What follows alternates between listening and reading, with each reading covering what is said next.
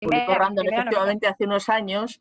Y bueno, y a mí me pasa que, bueno, que las novelas a las que no me han gustado o a las que he dicho que no con convencimiento, aunque las haya publicado otro editor, bueno, pues me da igual. Yo digo, pues mira, oye, así es la vida. Pero Elma se me quedó clavada. O sea, es una cosa que es una de esas autoras.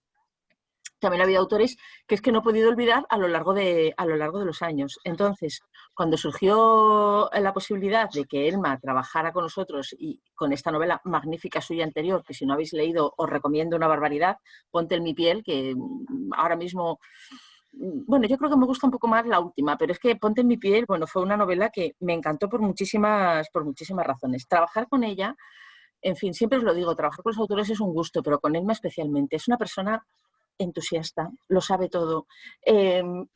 Tú le dices, bueno, pero que es que a mí me gustaría que este capítulo tuviera más emoción y de repente te hace muchísima más emoción. Es capaz de cualquier cosa, o sea, es una autora todoterreno, en fin, una maravilla. O sea, trabajar con ella os digo que es un auténtico lujazo, mejor dicho, verla trabajar, porque poco hay que hacer cuando Elma está de por medio. Conoceréis también su faceta de periodística, los reportajes que hace para National Geographic. Bueno, en fin, es una auténtica Sherezade, como yo digo, una encantadora de serpientes, una mujer que tiene ideas a tutiplén. O sea, esto es como decía Groucho Marx, mira, tengo 17 buenas ideas, si no te gusta ninguna, tengo otras 17.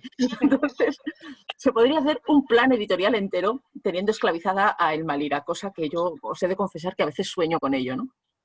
Entonces, esta novela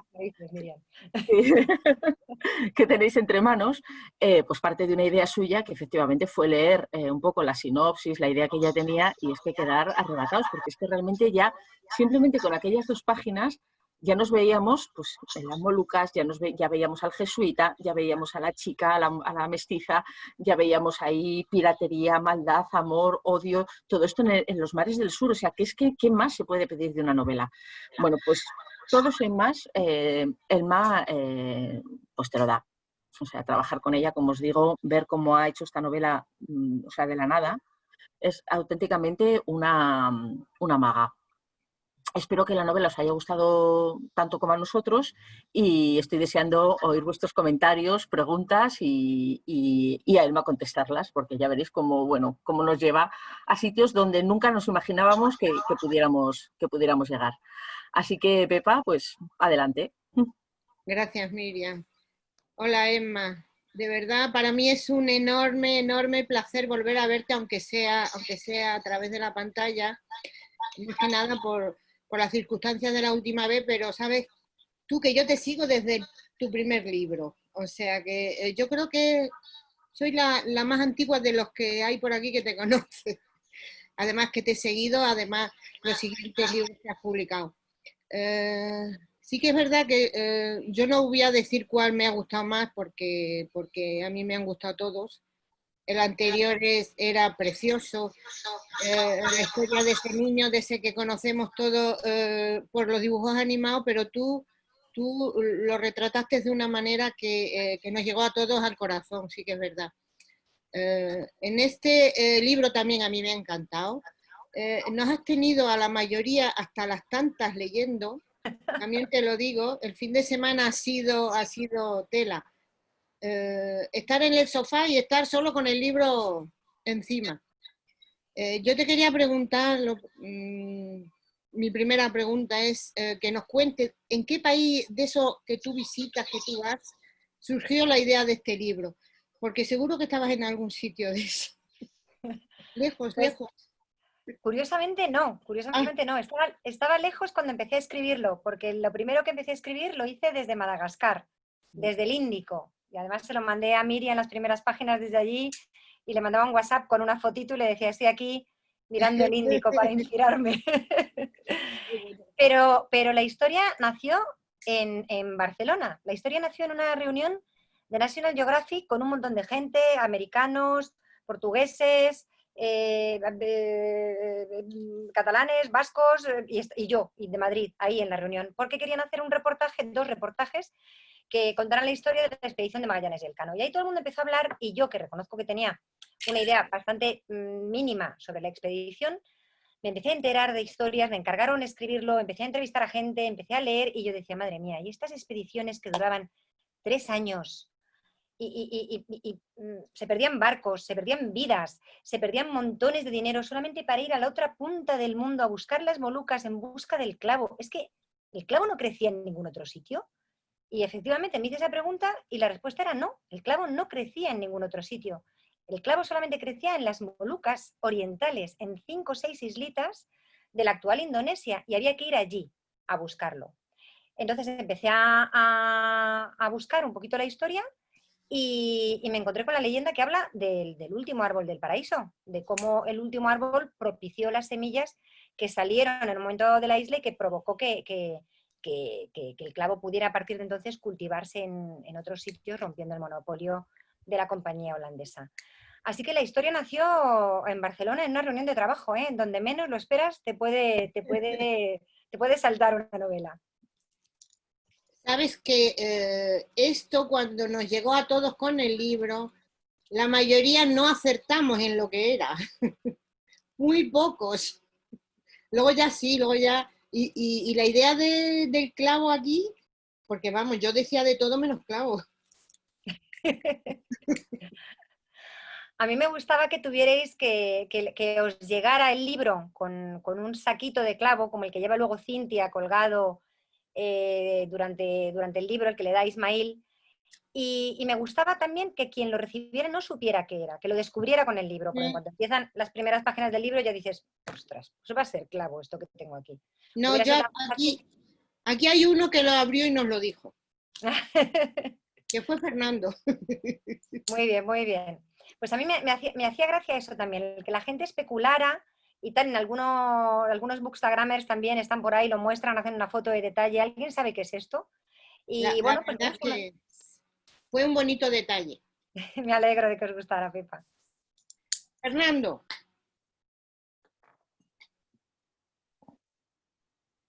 Hola, Emma, buenas tardes. Hola, Fernando. Fernando está en Sevilla. Mira, sí, al calorcito. Mira, en primer lugar, pues decirte que encantado de conocerte. Conocía tu obra, pero no había leído hasta ahora nada de ti, y la verdad es que voy a tener que leer tus anteriores novelas porque he quedado encantado. La verdad es que conocía las portadas y los títulos de de tus anteriores novelas, pero no había leído nada de ti. Oye, mira, dicen que los libros sirven para viajar o para tener los viajes y las aventuras que no puede tener uno en la realidad. Tu libro es como una aventura, es vivir una aventura desde el salón de tu casa, ¿no? Entonces yo he pensado lo que tú has comentado antes, esos viajes solo por clavo, por seda o algo que duraban meses y meses y que a lo mejor ese cargamento luego se perdía, ¿no? Entonces, el otro día estábamos hablando de si tuviéramos una nave del tiempo, si volveríamos al pasado o al futuro, viendo que el instante de ahora es nefasto, ¿no? Entonces yo quería preguntarte si tú cogerías una nave en el tiempo y volverías, por ejemplo, a esta época en la que has estado escribiendo, para investigar, porque yo creo que tú esa tierra no la conoces, ¿no? No, yo, mira, me da penita porque normalmente en todas mis novelas sí que he estado en los lugares que narro y además voy a posta, voy a Doc, en Ponte en mi piel me fui al Valle del Loira a conocer los castillos y tal. Y aquí, entre que mi padre tuvo una enfermedad importante en otoño y que no podía tal, que tenía viajes por mi cuenta, porque yo también trabajo haciendo viajes con grupos reducidos y demás, y luego ya el COVID nos ha terminado de rematar. Entonces no he podido llegar. He estado en Madagascar, en Isla Reunión, es lo más cerca de toda esa zona, que también destila un poco todo ese aroma de las especias, de los dhows, de estas barcazas pequeñitas que se mueven ágiles con el viento, pero no he estado exactamente en Ternate, en la isla de Ternate. Me la conozco como si hubiera estado, me la he visto con el Google Maps por arriba y por abajo. Pero sí, me da penita no haber podido estar. Todo se andará, ¿eh? Y sí me gustaría volver a esta época. Yo tengo ese poquito de Gabriel, de estoy en Extremadura, pero a mí lo que me gustaría es viajar. No sé cómo ni para qué, pero a mí lo que me gustaría es irme.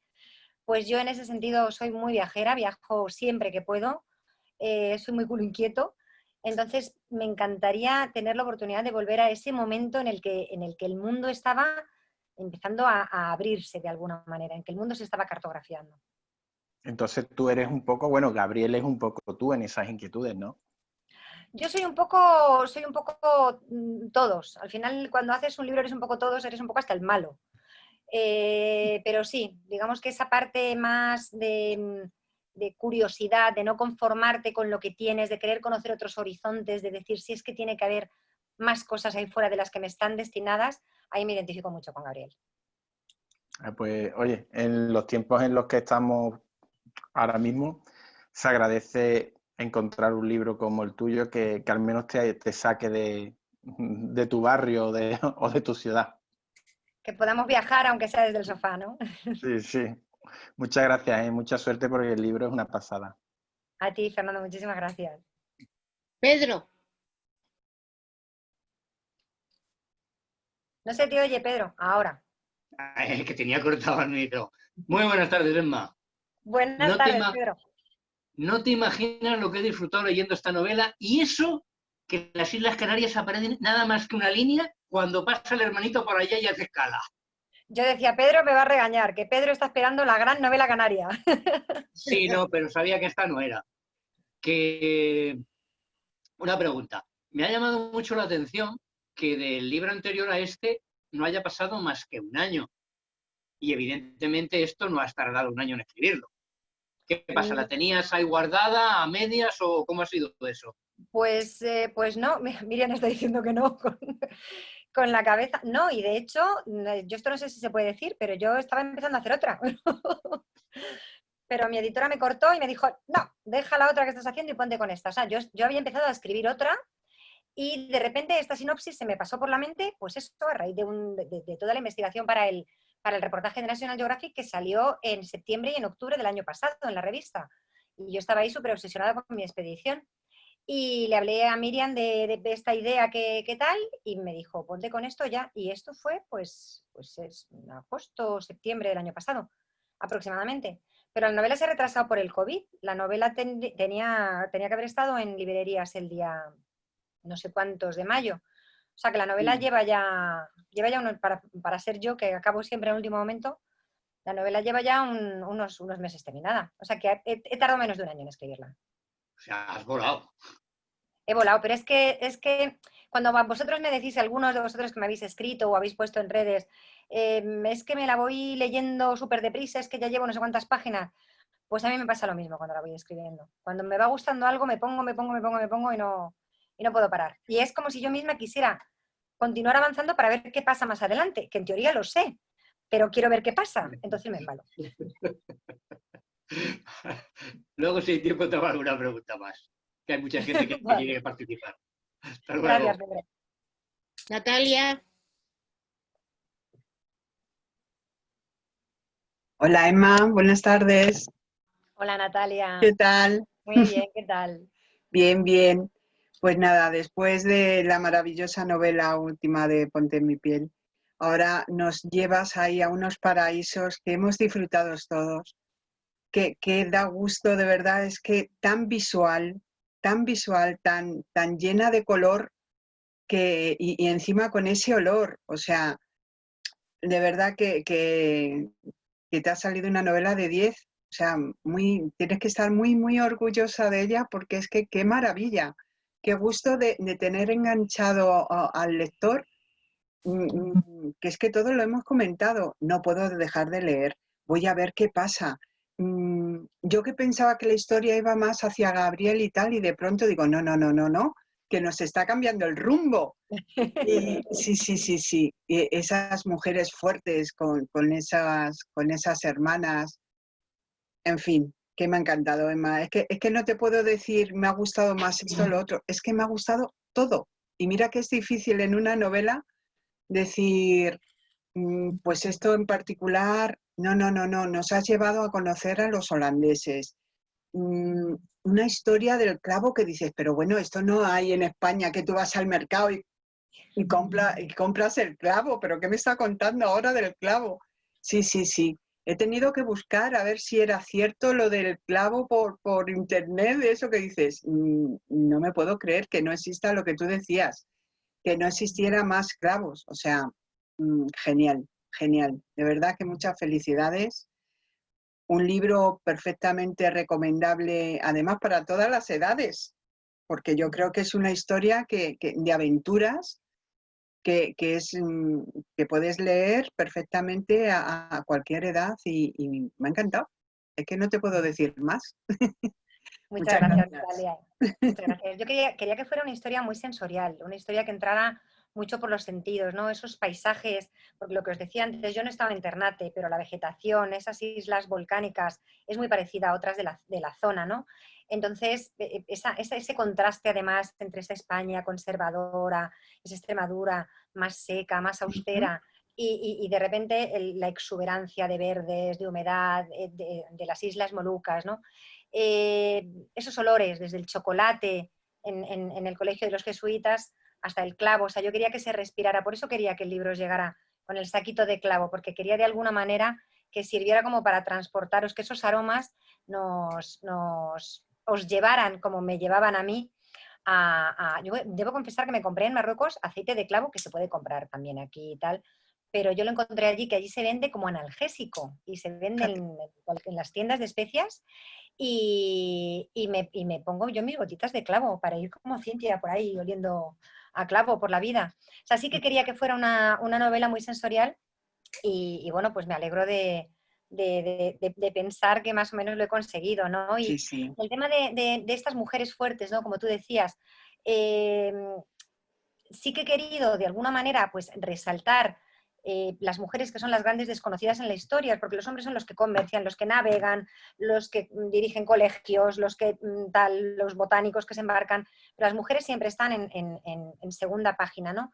Y claro, tampoco puedo reinventarme la historia, pero digamos que son mujeres que en el papel de Leonora o en el papel de Cornelia o incluso en el papel de Cintia, que termina teniendo un papel sin saberlo, que le está de alguna manera destinado, pero tampoco puede hacer mucho más, tampoco tiene mucho margen, ¿no? Pues sí que he querido de alguna manera mostrar su fortaleza dentro del margen que tenían. O sea, tampoco he querido inventarme superheroínas que cambiaran la historia, sino que de alguna manera esas mujeres son fuertes viviendo y resistiendo las situaciones en las que están inmersas.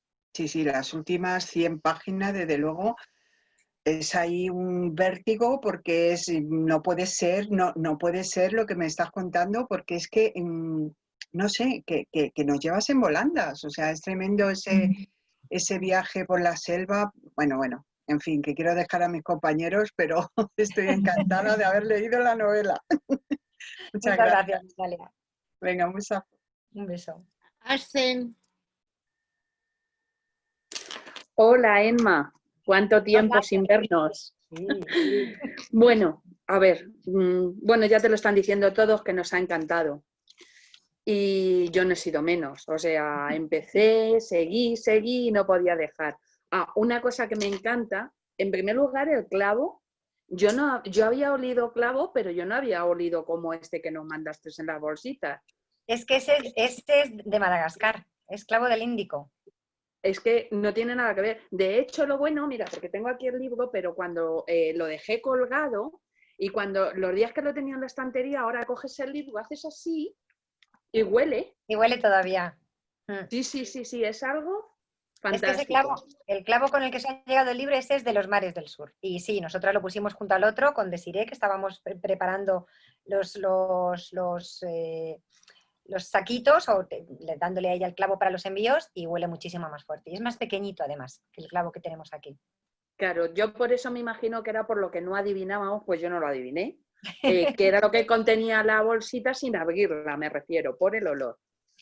Y bueno, te voy a preguntar, porque después del libro de Ponte en mi piel, que también es histórico, este también es histórico, pero al final has conseguido casi que las aventuras pisen a lo histórico. O sea, es como que has conseguido que los libros, que este libro sea mucho más de aventuras, por lo menos para mi parecer. No sé si será porque nos tienes todo el rato en vilo y a ver qué pasa, pero desde luego para mí casi dentro de que es histórico, evidentemente, para mí es casi más aventurero, más de aventuras. También es cierto porque también es verdad que no me he atenido tanto al rigor. Por ejemplo, en Ponte en mi piel la mayoría de los personajes eran históricos en sí mismos. Aquí me tomo algunas libertades. O sea, yo no centro los hechos en personajes históricos, sino en hechos históricos. La BOC existía, la política de extirpación del clavo existió, los gobernadores de la BOC en las islas, el clavo cotizaba en la bolsa de Ámsterdam. De hecho, la bolsa de Ámsterdam, que fue la primera bolsa que existió, el resto, incluida la de Nueva York, se hicieron a las bolsas de valores, se hicieron a imagen y semejanza de la de Ámsterdam. Y la de Ámsterdam nació con la BOC en 1602. O sea, la Compañía Holandesa de las Indias Orientales creó la Bolsa de Ámsterdam para que sus especias cotizaran en el mercado. Entonces, todo eso sí que es verdad, es histórico. Y es, entre la leyenda y la ficción, es histórico el personaje que saca el clavo de las Molucas, este dominico retirado con el que se encuentran al final, y la historia de ese último árbol del que se sacan las semillas, si lo buscáis por internet lo encontraréis. Es una historia a medias entre la leyenda y la realidad que yo he querido utilizar en esta novela. Pero es cierto que al no tener que atenerte a hechos históricos y a una batalla concreta en un momento concreto, tienes más libertad para desarrollar la acción. Y sí, yo en la novela anterior quería ser Dumas y en esta quería ser Salgari y quería volver a los momentos de Sandokan de cuando era pequeña, directamente. Pues la has conseguido, enhorabuena, porque la verdad es que es de los libros de cabecera, además para volverlo a releer porque apetece. Muchas gracias. Así que gracias a ti. Teresa. Hola, buenas tardes. Hola, Teresa. Pues yo he estado mala, entonces lo empecé el sábado y estoy a 20 páginas. O sea, para que veas lo que me ha enganchado. Y la verdad es que cuando hay dos historias, normalmente tiras más para una que para otra. Pero en este caso terminabas la de Gabriel y decías, ¡ay, qué pena! Empezabas la de Cintia y ya estabas ahí. Terminabas la de Cintia y decías, ¡ay, otra vez Gabriel! O sea, que es que la manera además en que has conjugado las dos me ha parecido una maravilla. Y yo quería saber con qué personaje te has encariñado más de todos. Uf. Es difícil, ¿eh? Porque yo no sabría responder. Es difícil porque hasta los secundarios o los secundarios muy secundarios me parecen personajes muy entrañables. Por ejemplo, Usman me parece un personaje súper entrañable. El anciano, el viejecito ahí medio ciego pero medio vidente de alguna manera, ¿no? Ibu me parece un personaje también extraordinario y es un personaje secundario, pero está ahí siempre en la sombra, siempre como cuidándolas a todas ellas, ¿no? A todas esas mujeres. No sabría decirte, yo creo que en Gabriel y en Cintia, André de Saint Etienne también es un personaje que me encanta. Este profesor transgresor del colegio de jesuitas, del que Gabriel se queda prendado. Hay muchos personajes secundarios que me gustan muchísimo, y entre Gabriel y Cintia no sabría elegir, porque yo creo que cada uno de los dos he puesto de mí un poquito en cada uno, entonces no sabría decir. Para mí el momento culmen es cuando ellos cuando se encuentran en el barco y descubren cada uno quién es el otro, ¿no? Ese momento que es como que de alguna manera ya saben que no es la primera vez que no es la última vez que van a volver a verse, ¿no? Me costaría elegir, no podría decir. Pues nada, enhorabuena, porque si Ponte en mi piel me gustó, yo creo que aún más. O sea, en fin, que enhorabuena. Muchas gracias, Teresa. Muchas gracias. Borja. El audio. Tienes abajo, tienes que activar el audio. Listo, ya. Ahora. Bueno, Emma, primero darte la enhorabuena por este magnífico libro. Yo era la primera vez que te leía, yo no había leído nada tuyo y me he quedado sin palabras, de verdad. Primero porque nada más empezar el libro me encuentro con que el hermano militar se embarca en el puerto de Santa María, y yo soy del puerto de Santa María, o sea que eso ya, atención al primero. Y después que cuando Gabriel va al colegio de jesuitas, va con el hermano boticario. y yo soy boticario. O sea que ya con esas dos cosas me has tenido totalmente atento a la novela. Y me ha encantado. Si bien empieza, por lo menos desde mi punto de vista, empieza con algo más histórico, más presentándote, posicionando a los personajes en su momento, después empieza la aventura. Y a eso ya es a leer, leer, leer, leer, porque no puedes parar. Y yo tiro por mi terreno y me gustaría preguntarte que dónde te has documentado o si con quién has podido hablar para todo el tema de las esencias, de las propiedades farmacológicas que tienen las especies, porque es que das en el clavo, parecía que estaba dando los apuntes míos de farmacognosia de la carrera, o sea que... Pues mira, curiosamente, toda la documentación, bueno, toda la documentación, no puedo hablar de documentación, toda la información que tengo sobre las especias la tengo de Marruecos. Yo viajo muchísimo a Marruecos, voy varias veces al año, voy allí con grupos y demás, y la conozco de los boticarios tradicionales marroquíes, que me cuentan, uy, ¿te duele la cabeza? Nada, nada, nada, olvídate, déjate de ibuprofenos y no sé qué, tú lo que tienes que tomarte es una gotita de aceite de azahar, ponértelo aquí, no sé qué, no sé cuánto, entonces, todo eso, y a una hora, yo voy a comprar clavo y no lo compro en los tarritos de especias, lo compro en un chico que vende fruta aquí debajo de mi casa, que es magrebí, y cuando voy a comprar clavo me dice, tómatelo en ayunas en un vasito de agua con una rodajita de limón, si te duelen los dientes póntelo, no sé qué, o sea, esos remedios tradicionales que te van dando y que yo en Marruecos los he escuchado tantas veces son los que he escuchado, o sea, son los que he usado. Son los que he usado, en algunas ocasiones he consultado en internet para no estarme columpiando, pero lo que yo ya sabía lo he sacado de ahí, o sea, directamente de los que lo recetan, entre comillas. Muchas gracias. Nada, a ti, Borja. Belén. Ya, el Ahora. micrófono. Hola. Bueno, a mí no me conocías, pero vamos, yo sí conozco tus libros anteriores.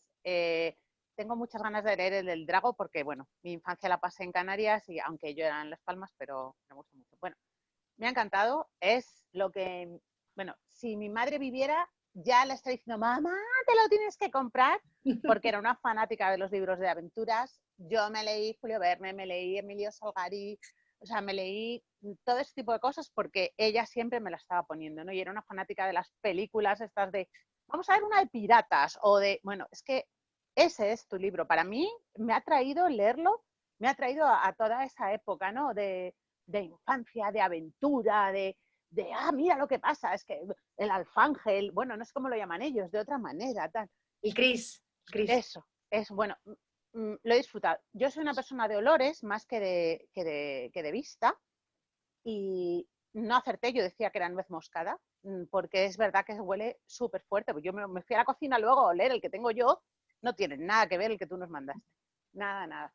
Y bueno, me encantó la palabra esta, yo la he visto, esto es una curiosidad, que pones Oraj Utan, que es Utan, supongo que allí ellos lo llamaban como al bosque, a la selva, por lo que yo he deducido en el libro, y Oraj por naranja, pues, a los holandeses.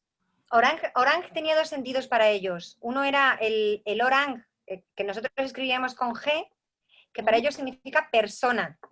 Y luego a los holandeses les llamaban orang, como con nuestra J, que para ellos era como persona de los holandeses, de los orange, de que eran... Claro, tal. pues como esa comparación con los orangutanes, ¿no? Claro, es que para la palabra orangután es una palabra de origen indonesio que significa persona del bosque. Orang utan. Ya, por eso lo he visto y digo, anda, mira. Sí. Los orangutanes, el nombre es indonesio, es persona del bosque. Utan es bosque. Y orang le llamaban pues eso, orang es persona y al mismo tiempo orang con G era como persona, eran los holandeses, eran estas personas que han llegado a nuestra isla. Vale, mi pregunta en sí, después de todo esto, mi pregunta en sí es, hubo un momento en que he pensado, pues es que todos se aprovechan de Celia, de Cintia, perdón, de Cintia. Unos cogen y bueno, le dicen que no es nadie, que no sé qué, su familia como más holandesa, tal. Ismail, bueno, pues a ver, no es que se aproveche, pero bueno, Y luego resulta que llegan los otros y le dicen, va, es que eres la princesa, ala, o sea, se va encontrando como con diferentes papeles, ¿no? ¿Te has inspirado en alguien o has querido hacer como una especie de reivindicación con el final? No lo digo porque como sé que no ha terminado Teresa, pues ala, no lo digo. Con el final o simplemente es una figura femenina y como de cuento en el fondo. No, es un poco lo que tú dices, es un poco una reivindicación. O sea,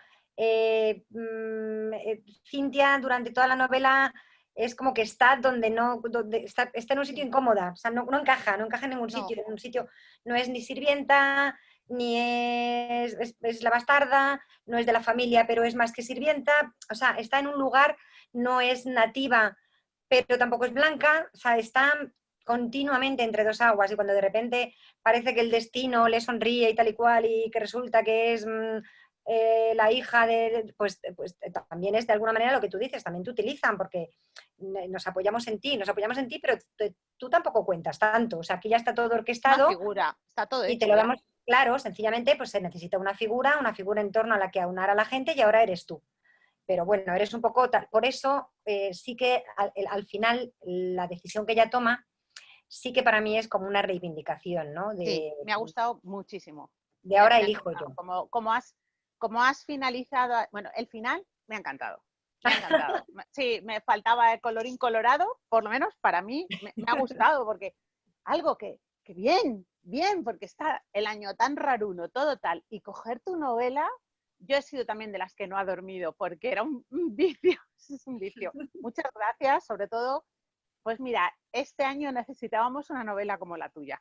De verdad que con olores, sabores, visiones, viajes, pues nos lo has dado todo lo que nos ha ido faltando, pues nos lo has dado. O sea que desde Madrid, muchísimas gracias. Muchas gracias, Belén, porque es verdad que el género de aventuras a veces está un poco denostado, ¿no? Parece como un subgénero y ahora mismo hay otros géneros que tienen muchísima más peso, ¿no? Editorialmente, el thriller y tal. Y sin embargo yo creo que la aventura al final nos gusta a todos, o sea, a los niños que fuimos y que todavía somos, yo creo que nos encantan esas historias de aventuras, ¿no? Y que nos gusta de vez en cuando volver a ellas. Y yo quería hacerlo, aunque sea pues eso, o sea, yo sé que no es el género más... No me van a dar el Nobel de Literatura por escribir una novela de aventuras, pero me parece que es una lectura muy necesaria porque es muy evocadora y te hace evadirte, que al final yo creo que es lo que todos buscamos en la lectura, ese entretenimiento, ese viajar, en este año en que no podemos viajar de otra manera, ese viajar a otros lugares. Pues no sé si te darán el Nobel, pero todo el mundo sabe quién es Julio Verne. Con eso te lo digo todo. Venga, muchas gracias, ¿eh? Estefanía.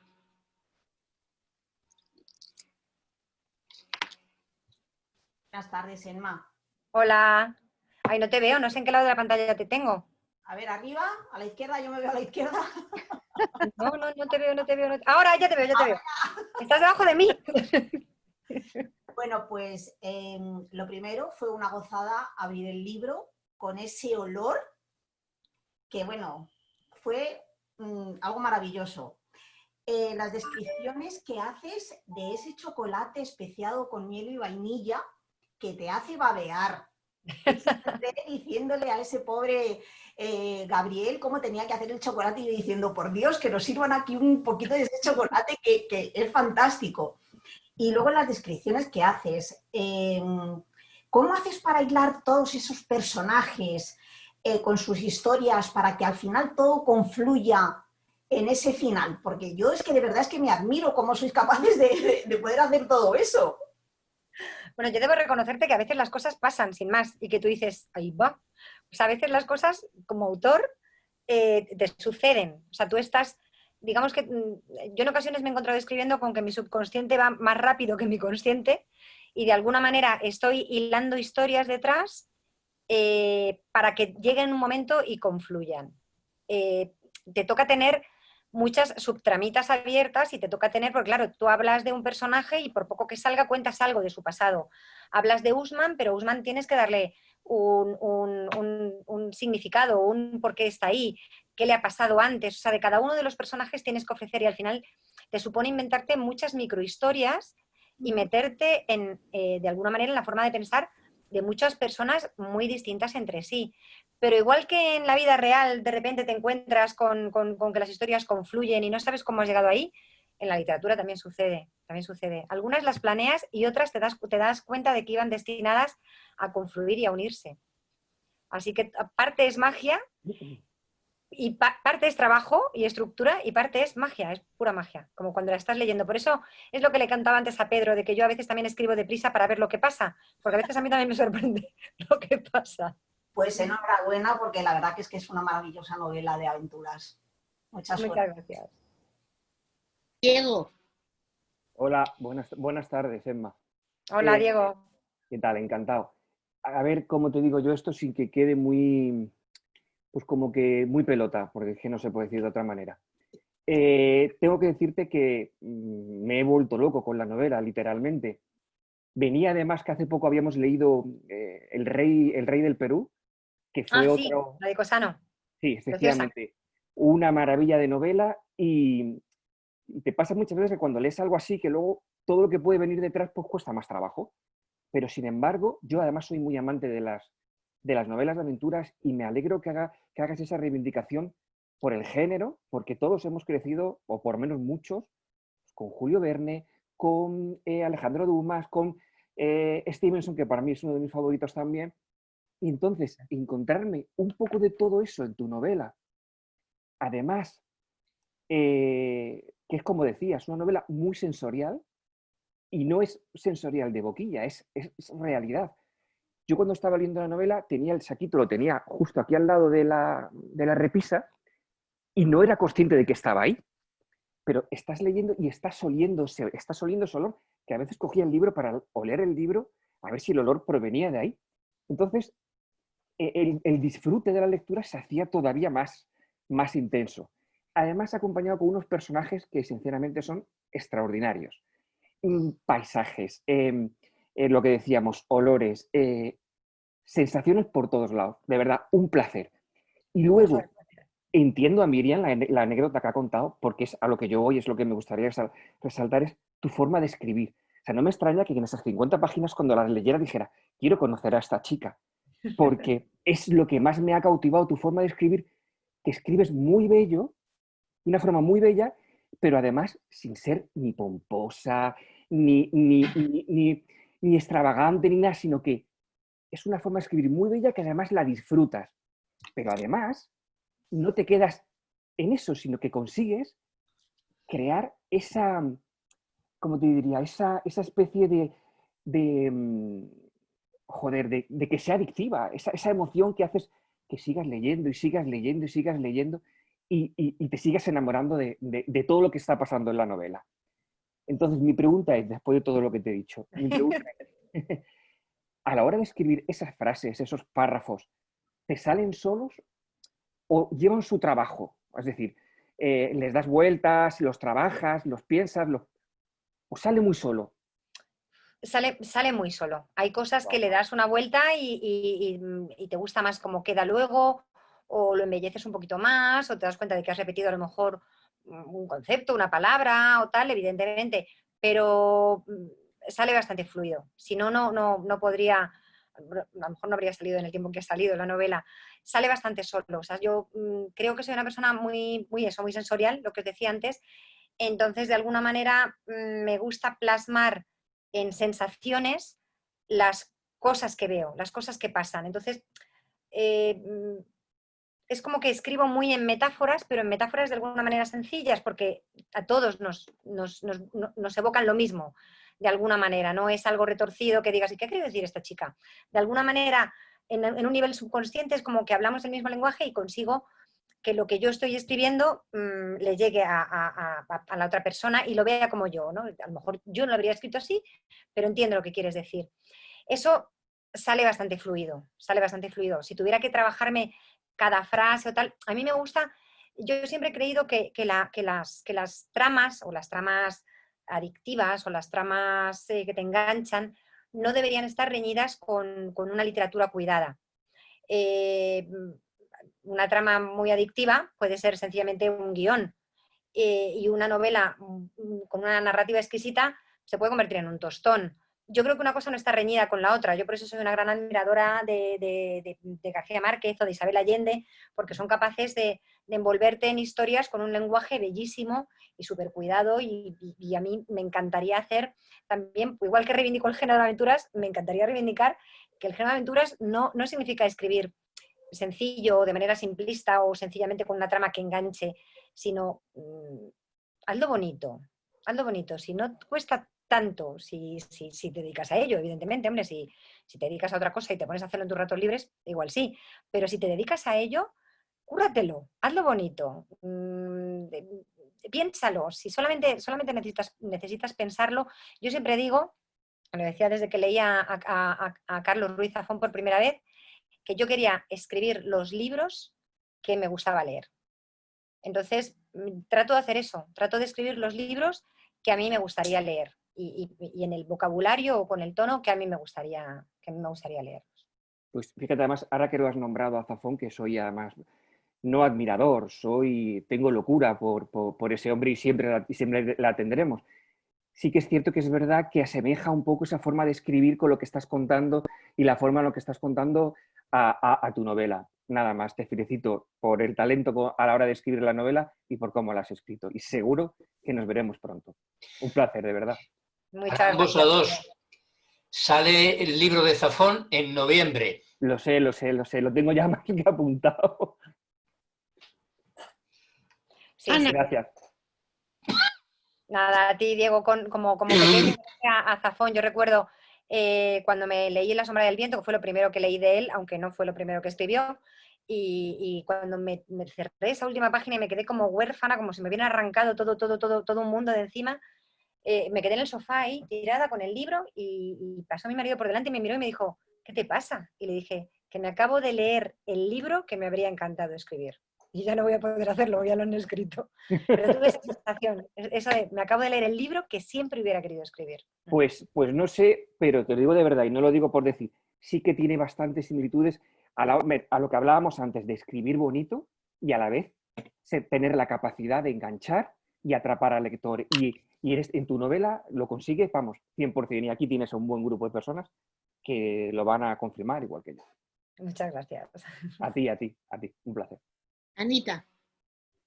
Hola Emma. Hola Ana. Encantada de saludarte de nuevo.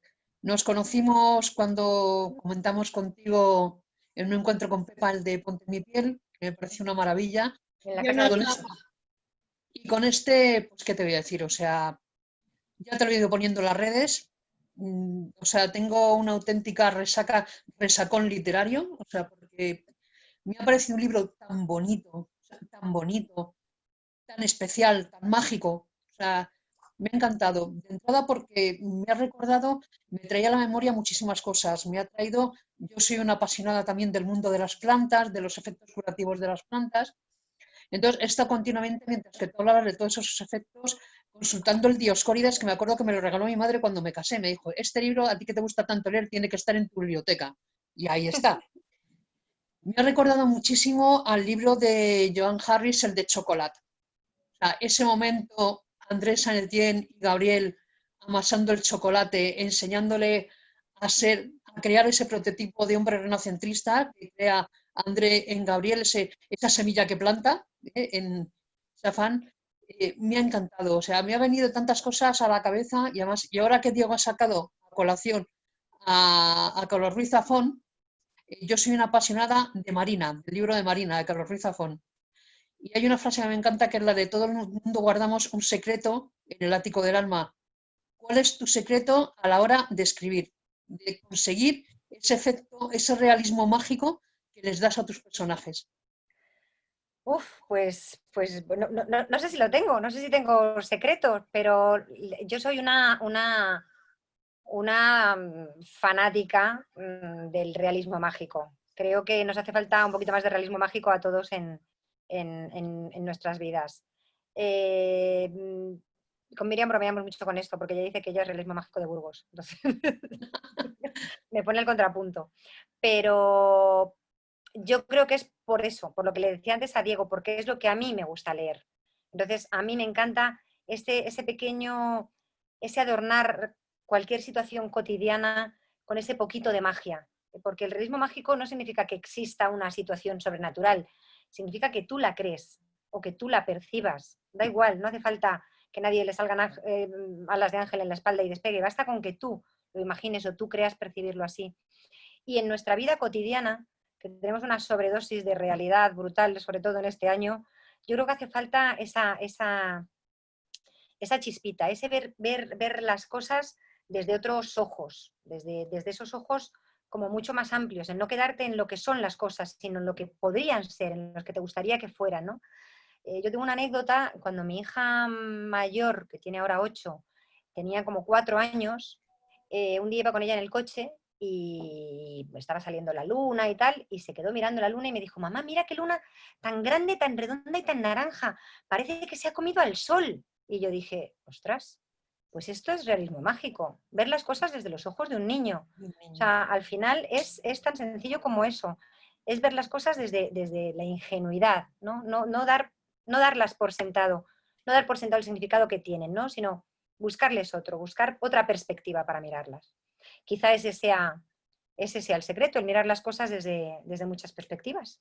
Claro, realmente además le dotas, por ejemplo, a Gabriel, o sea, nos haces pasar por los estadios desde que es un niño y cómo se encuentra, es decir, te metes tanto en la piel de Gabriel y le ves tan niño, tan real, tan doliente de lo que ha perdido y del miedo de lo que se va a encontrar, que a mí me ha fascinado. Me han fascinado, aparte de Gabriel, que ha sido un personaje, Cintia, que me parece que es el prototipo de mujer que a mí me encantaría ser.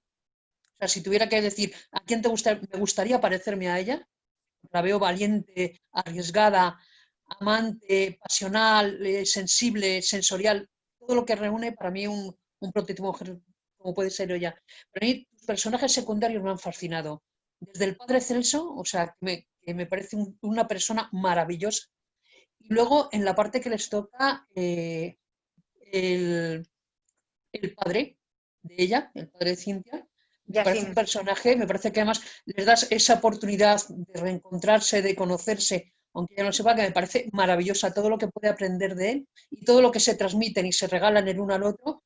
Y Jalil, dentro de su faceta de que es una personaje muy un poco oscuro, ambiguo, que nunca sabes si está o no está, pero sabes que siempre está detrás de ella, y yo creo que siempre protegiéndola a ella, desde el punto de vista, me han parecido fascinantes, fascinantes. Y luego la capacidad de ese reencuentro virtual, ensoñado, entre André y Gabriel, me parece la guinda del pastel. Te doy, de verdad, gracias infinitas porque me has hecho disfrutar como hacía tiempo que no disfrutaba con un libro. Muchísimas gracias y mucha suerte. Muchísimas gracias, Ana. Jalil también es un personaje, uno de los personajes al que más cariño le tengo, ¿no? Y me parecía muy bonito que fuera un personaje ambiguo, que fuera socio de la VOC, pero al mismo tiempo está muy pendiente de Cintia, no sabes si está enamorado de ella, si se la quiere llevar a algún país para venderla en un harén, si es su padre, o sea, yo he querido jugar con todos los posibles significados con ese personaje que solamente al final del todo, y no le vamos a destripar nada a Teresa, digamos que se destapa un poco, bueno, pues toda su magnitud en la historia. Y para mí es un personaje muy, muy, muy querido y difícil, porque, claro, yo nunca sé cuando escribo una cosa cómo la vais a percibir vosotros, o cuando meto giros, nunca sé en qué momento el lector se va a dar cuenta y va a decir, esto está clarísimo, este es no sé quién. O por ejemplo, cuando hago creer que Ismael ha muerto, no sé si os lo creéis o si está clarísimo que no es Ismael el que ha muerto y no les sorprende a nadie que vuelva a aparecer. Nunca lo sé, porque claro, yo ya lo sé, yo ya sé lo que quiero contar y me cuesta pensar cómo los lectores percibirían esos giros. Entonces me costaba, Jalil ha sido un personaje difícil de tejer porque me costaba mantenerle un poco en esa ambigüedad, en ese filo de la navaja, sin decantarle hacia ningún lado y sin que ni siquiera Cintia pudiera saber qué esperar de él. Mal negocio hizo Leonora, muy malo. Sí, yo también lo creo. Bien, muchas gracias, Emma. Gracias. A ti, Ana. Vela. María José. Voy. Hola, Emma. Yo es lo primero que leo tuyo y la verdad que me ha encantado. Y además, curiosamente, a mí no me gustan las novelas de aventuras, o sea, yo leí varias de pequeña, leí Orzo Way, bueno, Julio Verne es que me parecía otra cosa, pero creo que esta, no sé, tiene una magia especial que no solamente es que te enganche como las novelas de aventuras, etcétera, sino que es lo que has dicho tú antes, que está mezclado, o sea, se ha hecho bonito, es una novela escrita bonita, entonces da gusto leerla, no es como solamente un acontecimiento detrás de otro, no sé, me ha gustado mucho, pero lo que más me ha dejado alucinada es que me ha pasado una cosa que no me pasó en mi vida leyendo un libro, y es que al principio, en los primeros capítulos, yo iba empatizando tanto con los personajes, que yo creo que hacia la página 200 me llegas a preguntar en qué persona está escrito y te digo que en primera, ¿sabes? Y no. Pero pues, era tal o sea, me sentía tan cerca de Gabriel y de Cindy y tal, que si te lo juro que cuando me di cuenta digo, ostras, pero ¿cómo ha hecho esto? ¿Vale? Entonces, ese es un secreto que quiero que me cuentes. Y hay una frase que yo la he leído y he dicho, esto lo ha vivido ella seguro, te la voy a leer. A ver. Solo hay una llegada, una, la primera, la que atropella nuestros sentidos y vuelve del revés nuestra percepción del mundo, nuestras más profundas convicciones. Es cuando llega, Gabriela Manila. Cuando llega a la isla Gabriel. Entonces quiero que me cuentes cuándo te ha pasado a ti esto. Pues me ha pasado más de una vez en más de un destino. Y es cierto que luego cuando vuelvo, yo por trabajo, sí que me toca volver en determinadas ocasiones, pues eso, a Madagascar, o a Etiopía, o a Marruecos, pero solo hay una llegada. Solo hay una llegada que es la primera vez cuando llegas a este país que no conoces y todo, absolutamente todo te llama la atención, los olores, los colores, los ruidos, hasta lo malo, hasta la mierda, hablando en plata, te llama la atención. A partir de ahí, todas las sensaciones son repetidas. Vuelves a ese país y ya sabes más o menos que te vas a encontrar. Te puede sorprender algo, pero hay algo que ya tienes, que ya sabes, que ya tu cerebro ha archivado, ¿no? Y efectivamente, sí, tienes razón. A mí eso es algo que me pasa, que efectivamente de alguna manera pienso que puedo volver a un país y lo disfruto muchísimo, pero solo hay una llegada. Solamente llegas una vez a cada país, la primera vez que pones el pie en él. ¿Y algún país te dejó así literalmente sin habla, como se queda Gabriel cuando llega? Que es como, claro, en aquella época es diferente. Ahora tenemos una cultura más visual y yo puedo no haber estado nunca en Nueva York, pero sé más o menos lo que me puedo esperar. En mucho que tú esperaras te deja alucinado. Pues, ¿cuál ha sido el tuyo? Pues a mí un escenario, por así decirlo, que por mucho lo que tú dices es completamente diferente de la cultura visual, las referencias que tenemos ahora, porque no se puede comparar, pero a mí lo que más impactada me ha dejado ha sido el desierto. El desierto, extensiones de dunas y dunas y dunas y no hay nada más y solo hay arena y no hay un solo ruido y tal, es lo que más impactada me ha dejado, quizá porque es lo que yo vivo en Madrid y al final es lo más diferente, lo más opuesto a lo que tienes alrededor, ¿no? Para mí no ha sido un paisaje de verdes exuberantes lo que más me ha sorprendido, sino al revés, esa ausencia de paisaje, esa nada. Pues nada, darte la enhorabuena y las gracias, porque la verdad que me ha dado rabia porque me lo he tenido que leer muy deprisa, ¿sabes? Pero es una de las lecturas que seguro que repito en breve y despacio. Muchas gracias, María José. Pues nada, ya cuando la repitas, cualquier cosa me contactas por redes y me dices cualquier duda que tengas. Te escribo, seguro. Flor.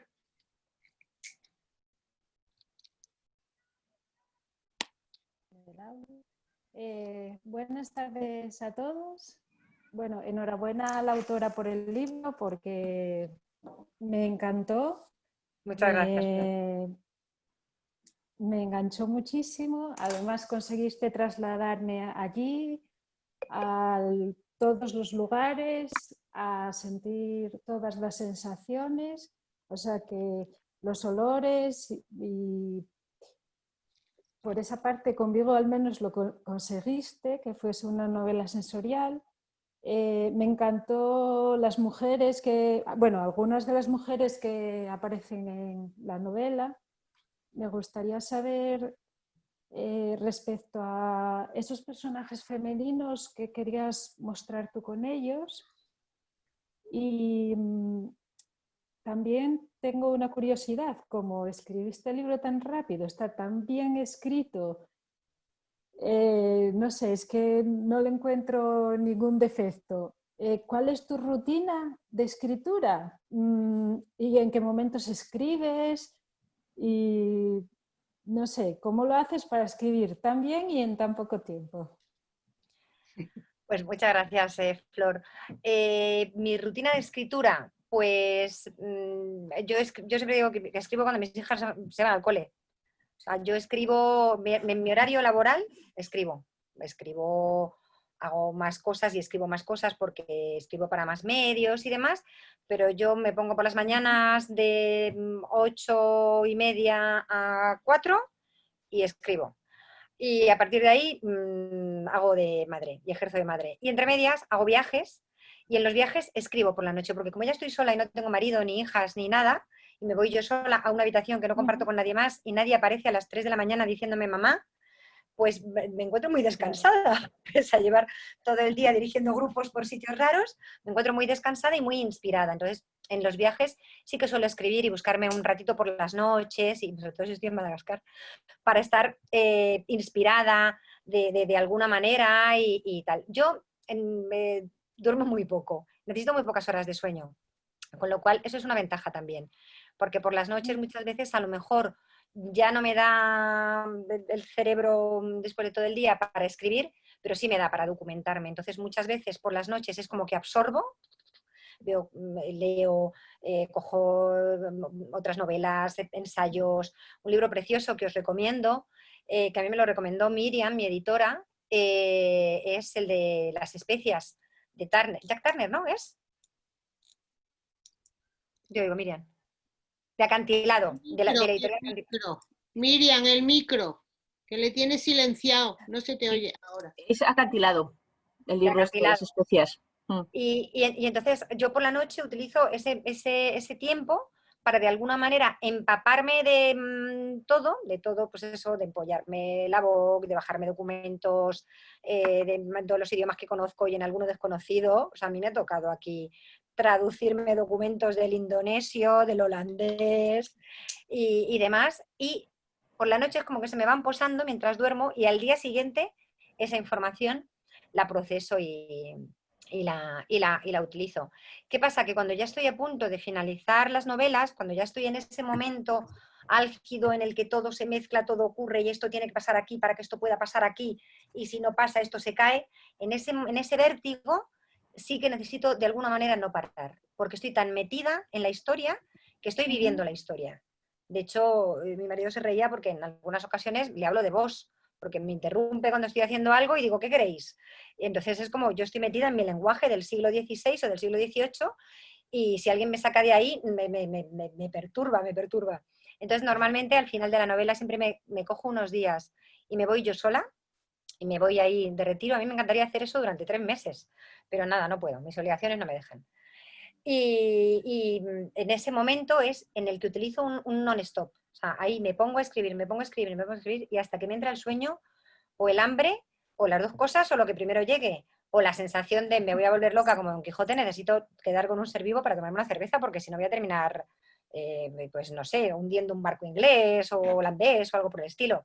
Entonces, ese último momento, para mí son como 10, 12 días, tal, ahí sí que estoy completamente inmersa en la novela. Y la verdad es que es un sprint agotador por una parte, pero es el momento que más disfruto. Es el momento que más disfruto porque soy un personaje. Bueno, no soy un personaje, ojalá fuera uno, soy todos. Entonces, al final es un momento muy, muy mágico, muy de comunión. Y hay una frase en el libro que decía que, bueno, que nos dices que estamos preparados para nuestra propia muerte, pero somos tan egoístas que no nos preparamos para la de los demás. Me gustaría saber un poco esa frase, bueno, el pues, origen de esa frase. Sí, dime. No, de alguna manera yo pienso que es así, a nadie le duele, o bueno, pues piensas en tu propia muerte, si piensas como, bueno, pues nada, pues ya está, me tocará, o será así, o bueno, pues tal. Pero la muerte de alguien cercano nos hace sentirnos desolados, ¿no? Nos hace sentirnos tristes por lo que perdemos de esa persona, ¿no? Por la ausencia que esa persona deja en nosotros, lo cual no deja de ser un sentimiento egoísta. Estamos tristes por nosotros. A lo mejor esa persona pues ya no le quedaba mucho más por vivir, no lo sé, pero estamos tristes por nosotros, por ese vacío que deja, porque ya no tenemos a esa persona, por la necesidad de esa persona, ¿no? Entonces, bueno, no parte de ninguna experiencia personal en la que yo me haya sentido así, afortunadamente, pero sí parte de una reflexión personal. O sea, creo que es eso lo que nos mueve, ¿no? Esa ausencia que en ocasiones casi es como si fuera una traición, ¿no? Yo esperaba vivir más junto a esta persona, junto a mi hijo, mi padre, mi marido, mi madre, y se me ha ido. ¿Y cómo me ha hecho? ¿Cómo me deja así, no? ¿Cómo me quedo así? Pues me parece una reflexión muy interesante. Bueno, yo darte la enhorabuena por la novela y desearte muchísima suerte, porque, vamos, por mi parte, yo recomendaría muchísimo su lectura porque es que lo tiene todo, es fantástica. Así que enhorabuena. Gracias. Pues muchas gracias, recomiéndala. Nada, Flor, no te cortes, tú recomiéndala. No te he contestado antes a lo que me preguntabas de los personajes femeninos, porque lo he dicho antes por ahí y no sé si tú estabas conectada ya o no. De alguna manera me parecía importante darle una voz a esas mujeres que están siempre silenciadas en determinadas etapas de la historia porque no tienen un papel protagonista. No son armadores de buques, ni son directores de compañías, ni son priores de colegios jesuitas, están siempre en un segundo plano. Pero desde ese segundo plano también tienen sus inquietudes, su curiosidad, su fuerza y hacen dentro de las herramientas y el margen que tienen lo que pueden.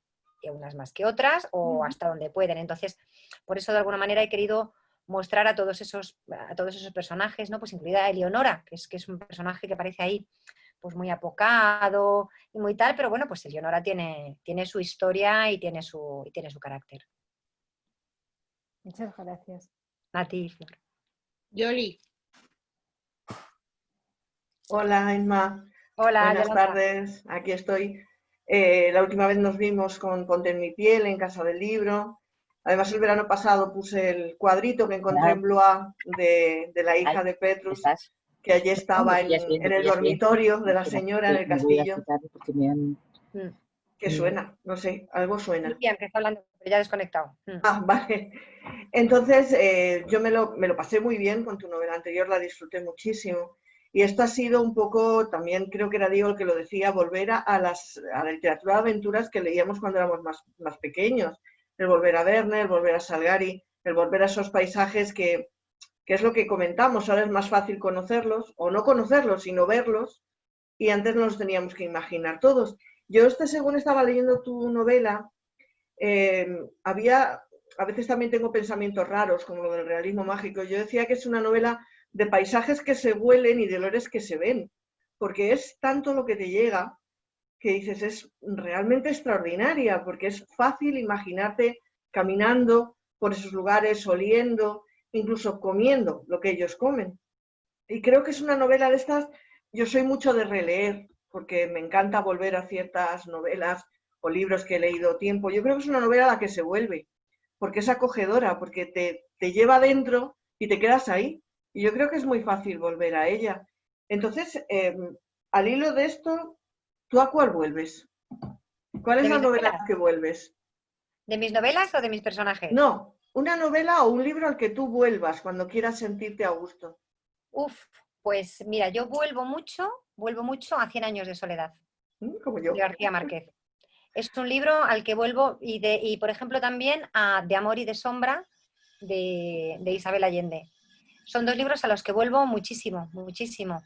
También a alguno de Almudena Grandes. O sea, hay determinados momentos, además me ocurre como en momentos de bloqueo, ¿no? De ¿cómo contaría esto? ¿Cómo tal? ¿Cómo cual? Y entonces de repente me meto, son libros que los tengo descargados en mi móvil porque son como de consulta ordinaria. Y me meto y me leo un párrafo y digo, ya está, ya sé cómo contar esto. Ya de alguna manera es como que me llega esa forma de contarlo que a mí me hace sentir cómoda. Entonces sí, yo creo que serían esos dos, 100 años de soledad y de amor y de sombra. En esa coincidimos. Yo te digo que tu libro, yo creo que es un libro de estos que acogen, es decir, cualquier persona que llega a él, y yo creo que lo vamos a recomendar todos, y ese es uno de los motivos, cualquier persona que llega a él se queda. Y el libro se queda en ti también, y eso es fundamental. En un momento en el que la oferta editorial es tan grande, creo que haya un libro que se te quede, o que te quedes tú ahí en un rinconcito y lo recuerdes, es importantísimo. Entonces yo de verdad que lo he disfrutado enormemente, que enhorabuena, que me ha encantado y que espero verte para que me lo firmes porque me encantará de verdad y comentarlo más en persona, con una cañita o algo, a ver si nos desconfinan un poco. Sí, sí, en cuanto nos desconfinen, Pepa, organízanos y que hacemos una firma con caña. Cañas y firmas. Lo que haga falta. Gracias, Emma, de verdad. Yo quería preguntarte, antes de dar paso a otros que quieran hacer más preguntas, en Ponte en mi piel y en esta novela el protagonista empieza siendo niño. ¿Ha sido adrede eso? Bueno. Hombre, en Ponte en mi piel sí que quería mostrar a lo mejor en las dos de una manera subconsciente ha pasado lo mismo. O sea, en Ponte en mi piel sí que quería mostrar, necesitaba que el lector empatizara con un hombre bestia, con un hombre monstruo, de alguna manera. Y yo creo que era difícil presentándole ya en la edad adulta un personaje con ese aspecto, ¿no? De dónde viene, tal, por mucho que él narrara su historia. Yo creo que el lector, la lectora tenía que meterse un poco en su piel, en su historia desde niño, vivir con él lo que él ha pasado para poder de alguna manera entenderle. Y aquí empiezo con los dos personajes siendo niños, bueno, todos los personajes principales siendo niños, con Cintia, con Gabriel, con Cornelia, con Ismail, y empiezo a la misma edad, empiezo a los 11 años, pero porque me parece que es una edad de transición, me parece que es una edad... Es que por eso ya me has ganado. A mí me parece que es una edad en la que aún no estás en el mundo adolescente, adulto. Entonces en la adolescencia yo creo que era más, pasabas de la niñez al mundo adulto sin tantas zarandajas y con un poquito más de brusquedad. Y a mí me parece pues eso, que en los dos casos es un momento en el que Gabriel sale como del entorno protector de la madre, pasa a ese entorno masculino mucho más duro con él, ¿no? De su padre, de su hermano Ferran. Y a Cintia le pasa lo mismo, ¿no? Sale de ese mundo en el que no pasa nada, en que juegan como niños y tal, no, perdona, ya no podéis permitiros menos ciertos juegos y menos con chicos y menos con el hijo de la sirvienta. Entonces es como para los adultos es como muy fácil establecer esa diferencia. Hasta ayer eras un niño y hoy ya no, pero para un niño eso es durísimo. Para un niño es durísimo que alguien decida en qué momento empieza su edad adulta, ¿no?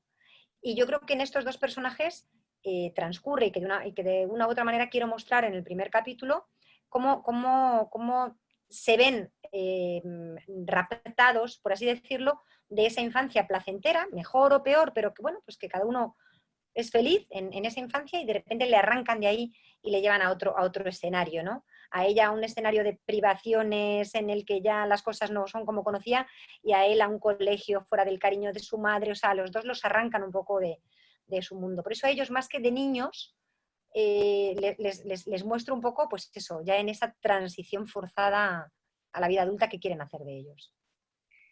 Y el final, ese final, que no voy a decir cuál es porque... No se lo cuentes a Teresa. Pero cuando empezaste la novela, ¿ya tenías previsto ese final o no? No.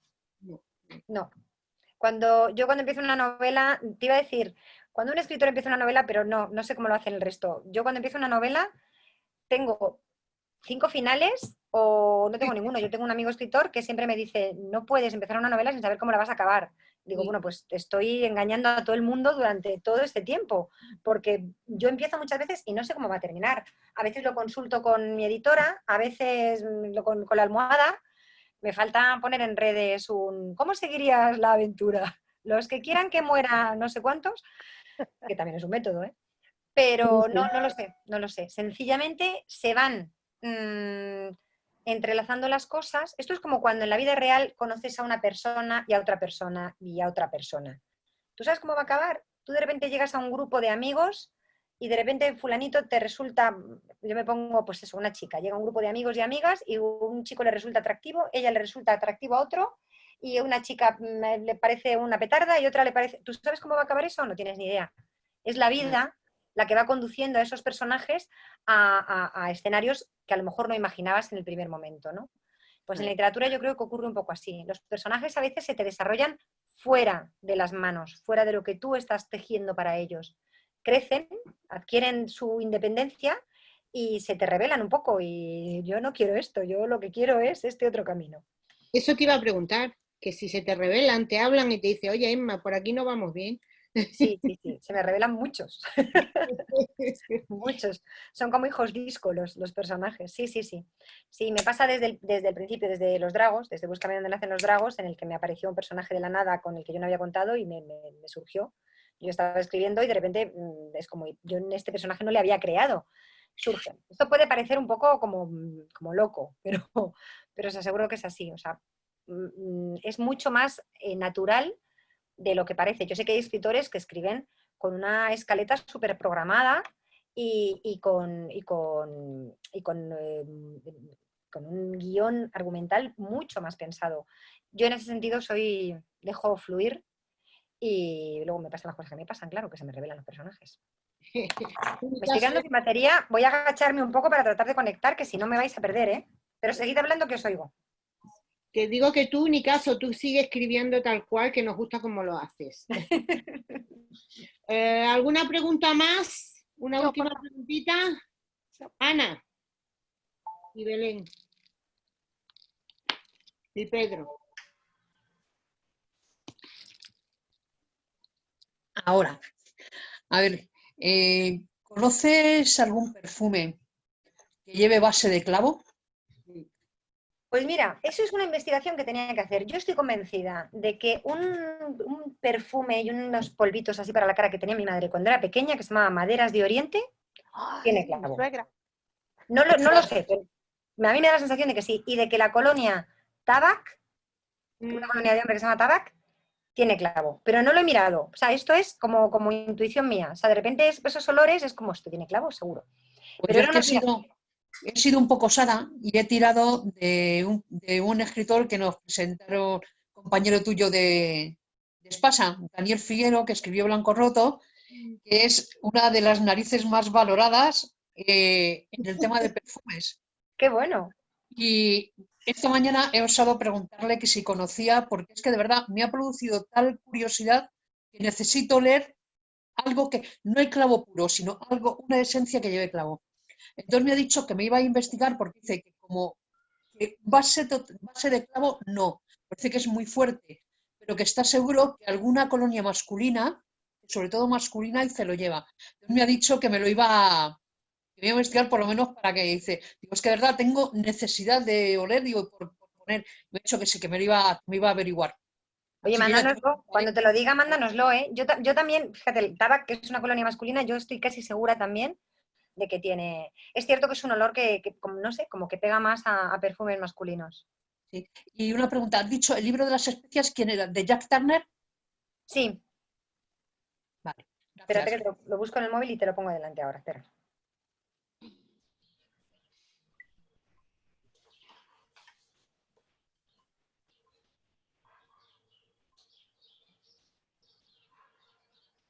Ha pasado un ángel.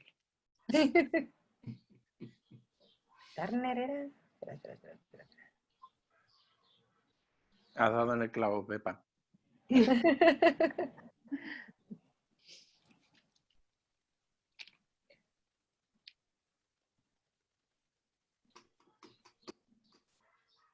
Estoy buscándolo, ¿eh?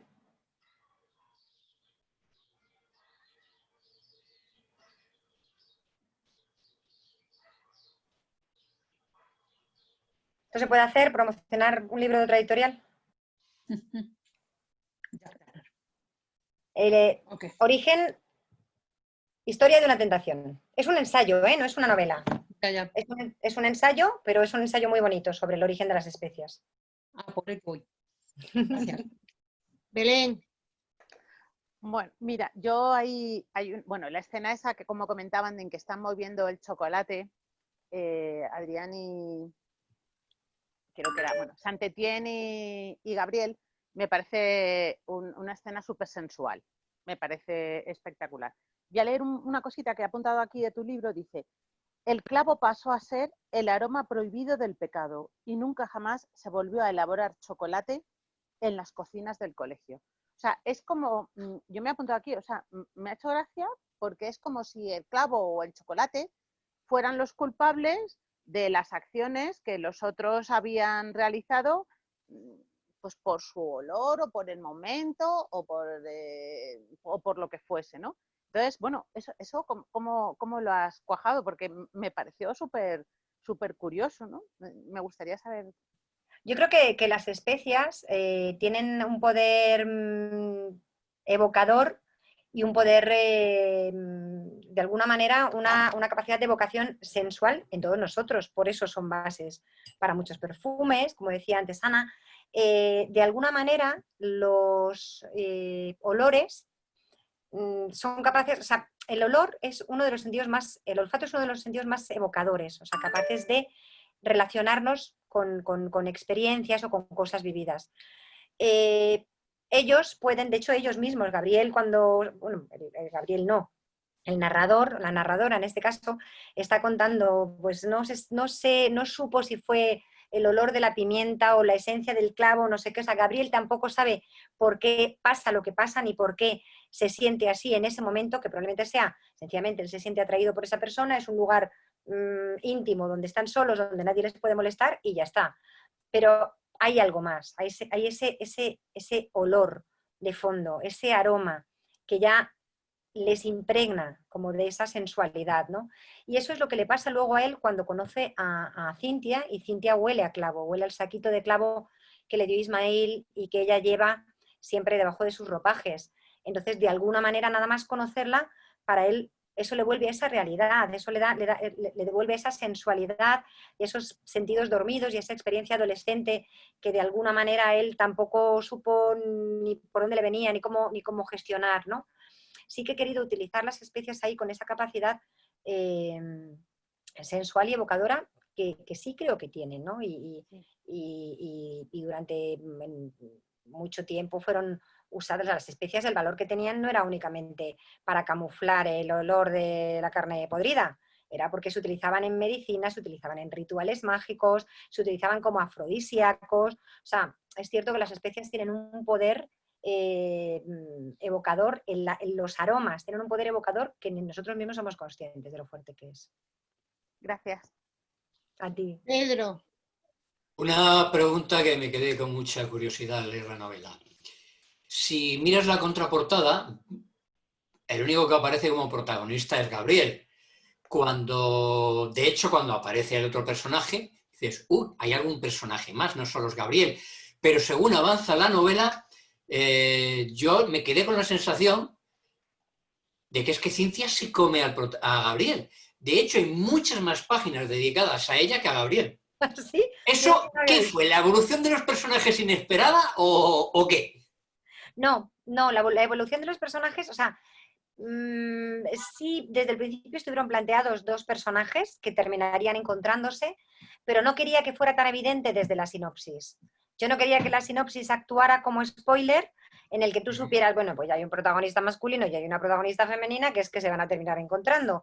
Yo quería que de alguna manera, al leerte la sinopsis, como tú empiezas en ese personaje masculino, que es el que se mueve de su mundo, porque Cintia al fin y al cabo no se mueve, Cintia se queda en su mundo. Sí. Va a Filipinas y vuelve, y Filipinas es cerca, forma parte, por así decirlo, de ese mundo, no es un salto tan extremo, ¿no? Para Gabriel sí, ¿no? Ese salto es brutal. Pero yo no quería que la sinopsis resultara atractiva para el lector, que no le engañara, por supuesto, y que le deparara una sorpresa que no fuera negativa, que le deparara una sorpresa, y es que hubiera otro personaje, porque me parecía demasiado evidente poner un personaje masculino y uno femenino que se van a encontrar. También cuando de repente el personaje masculino tiene una aventura con otro personaje masculino, es como, ¿qué está pasando aquí? ¿Qué pinta Cintia en todo esto? O sea, de alguna manera yo quería que existiera esa ambigüedad, ese no saber qué va a terminar pasando, que en ocasiones, lo que decía antes, ni nosotros mismos lo sabemos, ¿no? Ni nosotros mismos sabemos qué va a pasar. ¿Por qué lo tiene que saber el lector de antemano cuando empieza a leer algo? ¿Por qué tiene que saber que Gabriel y Cintia van a acabar encontrándose? El momento en el que yo quiero que el lector sepa que Gabriel y Cintia se encuentran, sin que ellos lo sepan, es cuando él está prisionero. Cuando él está en espera de juicio y ella es la monja que va a visitarle por pura caridad cristiana. Y el lector dice, ostras, ¿qué es ella? ¿Y qué es él? Y ellos no lo saben. No saben que de alguna manera están destinados a conocerse. Ahí el lector ya puede intuir que van a terminar o que va a haber un recorrido conjunto, ¿no? Pero yo hasta entonces prefería que no se supiera. Por eso en la sinopsis solamente... En la primera sinopsis figuraban los dos. La sinopsis que veis es una revisión de la original. Pero luego, si miras el número de páginas, lo cierto es que creo que en muchos momentos las páginas dedicadas a Cintia duplican o más las de Gabriel. Mira, eso no, de eso no soy consciente, me habrá traicionado el corporativismo femenino. ¿Será? Míralo, es que es muy llamativo. Lo voy a mirar. No en los primeros capítulos, según avanza, de repente Gabriel como que desaparece. Lo voy a mirar. Porque Cintia trae más historias anexas, también es posible. Puede ser, o que al ser más diferente, el entorno de ella, un entorno de una isla en manos de los holandeses, o sea, a lo mejor ese entorno nos parece más desconocido y nos llama más la atención. Voy a mirarlo, voy a cuantificarlo. Podéis hacer el paralelismo con Cosano, que le pasa un poco lo mismo. O sea, también tiene esta duplicidad y al final la que se come un poco la novela también es Nayarak, en la novela de Cosano. O sea, es la que le sube la temperatura a la novela porque, claro, ella está donde pasan las cosas. Y le pasa lo mismo a Cintia, que es que ya está...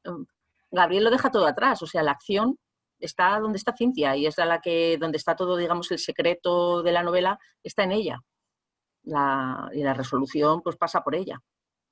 Con lo cual, lo que pasa que sí, que tú al principio, como lo de Gabriel tiene tanta intensidad, es tan cercano y tal, piensas que vamos a ir más de la mano, pero bueno, no sé, él está donde tiene que estar, en mi opinión. Está al principio en Extremadura y luego está en las escenas en Filipinas que son fenomenales. A mí es una de las que más me gusta en el libro, cuando está en la cárcel y ella le va a ver como monja. Es un gran momento de la novela. Como película sería espectacular. Sí, ojalá. Cogemos si hay algún productor en la sala que se pronuncie, ¿eh? Cogemos el libro para hacernos la foto de grupo. Ay, yo no lo tengo, caché la mar. Formato. Es igual. Yo tampoco lo tengo. Anda que... Las de la editorial y la autora, las únicas. Es que sí, lo de sí. Es que estamos teletrabajando. Yo me apago si queréis para no quedar aquí como... No. Otra... Ya está. Yo me quedo con una frase de tu novela, Emma. En todo tiempo ama el amigo y es como hermano en tiempos de angustia. Mil gracias, Emma, por habernos hecho disfrutar tanto con tu novela. Y espero verte pronto. Ya sabes, si vas a ver a tu madre, llámame. Estoy al lado. Pues ahí me lo dejo apuntado, Pepa, y nada, muchísimas gracias a vosotros porque es un placer, se lo comentaba Miriam esta mañana, poder hablar de la novela sin miedo a hacer spoilers, salvo las últimas 20 páginas que le faltan a Teresa, poder analizar los personajes, las idas, las venidas, porque claro, al final en estos días hablas con medios y tal, pero no puedes contar todo. Y es un placer hablar con gente que la ha leído, que la ha disfrutado y que la ha saboreado y que la ha olido tanto como sí, vosotros. sobre todo olido. Emma, una pregunta, si puede ser, a raíz del comentario de Pepa. Entiendo que tu madre vive en Extremadura y... No. En Madrid. Que ya pues entonces... en Madrid, que ya estoy en Vale. Pero bueno. es de Extremadura, mi madre es de Extremadura. Vale, pero bueno, te lo hago. el caso de que el personaje sea de Extremadura es por el ambiente de aventureros que tiene esa tierra a la hora de esos viajes, o...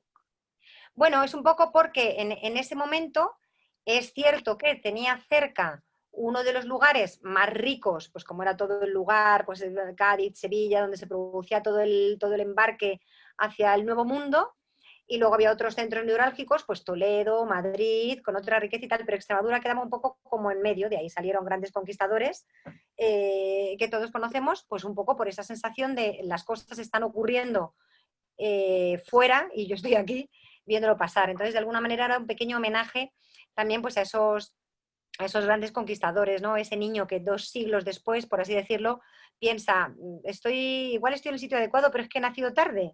He nacido tarde, pató. He nacido tarde, pató. Todas las cosas ya han pasado. Ya se ha descubierto América, ya se está cartografiando el mundo. A mí me encantaría salir al mar, no sé muy bien a qué, porque él quiere ser soldado, él quiere ser su hermano, él quiere salir, él quiere viajar y todavía no sabe exactamente para qué. Lo que tiene muy claro es que se le queda muy pequeñito ese entorno. Extremadura me resulta un lugar como fácil de contar porque lo conozco y bueno, pues es un pequeño homenaje también a mis raíces, o aparte de mis raíces que están muy mezcladas, pero sobre todo me parecía muchísimo contraste, ¿no? Esa Extremadura pobre en ese momento con esas Molucas en el otro lado del mundo, que es un sitio pequeñísimo, pero donde la naturaleza es súper fértil y donde hay gente de 40 credos, 40 razas y 40 culturas y 40 idiomas diferentes. Pues vamos, a mí me ha parecido que era un marco genial. Muchas gracias. Yo pensé, perdonar, yo pensé en un momento que ibas a recuperar a su hermano, Alvar. Por un momento pensé que iba a salir ahí, fíjate. Al final, cuando haces un libro, esto es como una quiniela. Esto tienes Sí. que elegir. Yo me siento como el escritor de Juego de Tronos, en plan, ¿a quién mato? Pero yo ahí estoy con Natalia, ¿eh? A mí yo he pensado lo mismo, a mí me hubiera gustado. Sí, ahí en el barco, no sé, es que me pegaba que apareciera ahí su hermano. Sí. Debo reconocer que es una de las ideas que había barajado, ¿eh? Que Alvar volviera a aparecer, que en realidad no hubiera muerto en aquella batalla, que sencillamente no se había encontrado su cuerpo y que volviera a aparecer. Por eso os digo que a veces piensas unas cosas y el camino te lleva por otras, ¿no? El camino de la vida. Pero es cierto que es una de las ideas que había barajado al principio, que volvieran a reencontrarse. Pues muchas gracias otra vez, Emma. Muchas gracias. Un beso enorme. Muchas gracias. Qué bien, Emma. Gracias. Un placer. Gracias. Un placer. Me gusta. Mío, Nos vemos pronto. Adiós. Hasta Adiós. luego. Adiós. Gracias. Chao. Adiós. Chao. Chao.